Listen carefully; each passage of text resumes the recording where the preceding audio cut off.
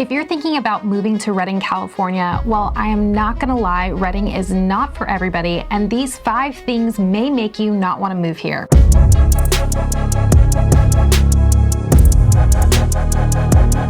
Hey guys, welcome back to Rooted in Redding, and if you're new here, I'm Faith Barrett, your local guide to everything Redding. Today we are going to give you 5 things that may make you not want to move here and could potentially be a deal breaker, so let's jump in. Number 5, limited nightlife. If you are somebody moving from a large city and you're looking for a similar nightlife experience, you should be aware that Redding's options might seem limited to you.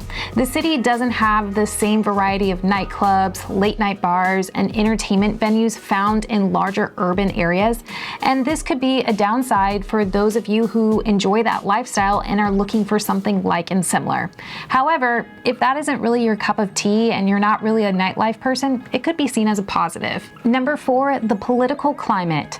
Now, this is your choice if you see this as negative or not, but Shasta County tends to lean more conservative. Based on voter registration statistics this year, our area was 51% Republican, 22% Democrat, with the remaining having no party preference.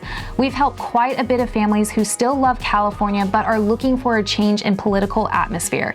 This isn't a political comment, but I just want you to know about it because I've had people ask what our area is like. Now, although politics can be a very controversial topic, I do not let it come into my business. I serve people with all kinds of beliefs as long as they are kind and rational. Number 3 is crime rate and the homeless issue. Now, I'll start off by saying I've lived here my whole life and I haven't experienced any crime issues personally, but depending on which websites you look at, it can definitely paint a little bit of a different picture. Although the crime rate is higher than some other cities in California, it often doesn't tell the whole story. Some of our areas experience those higher crime rates and other parts don't. And with the experience of living here my entire life, my knowledge for the area carries into how I help my clients in understanding what neighborhood and area of our city would be best for them based on their requirements.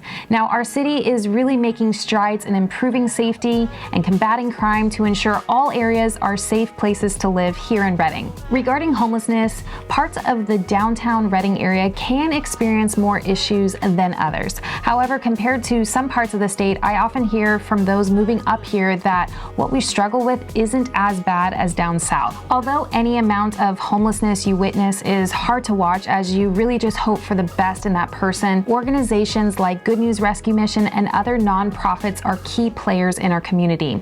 They help with providing transitional housing, food, and rehabilitation plans to improve lives and get people off the streets. Number 2 is wildfires.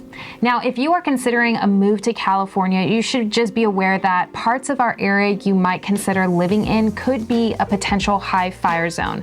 With Redding surrounded by nature, dense areas of trees, hiking trails, and abundant of outdoor activities, it does come with a cost. Our fire score tends to be higher, especially with properties outside the city limits, which in turn causes higher insurance policy and rates. As many of you know, we experienced the devastating car fire in 2018, which majorly affected the west side of Redding. However, the experience from past fires has led to better emergency response systems and increased awareness, ensuring residents are better prepared for future incidents. As California faces challenges with insurance, we hope progress continues to make insurance more affordable for our area.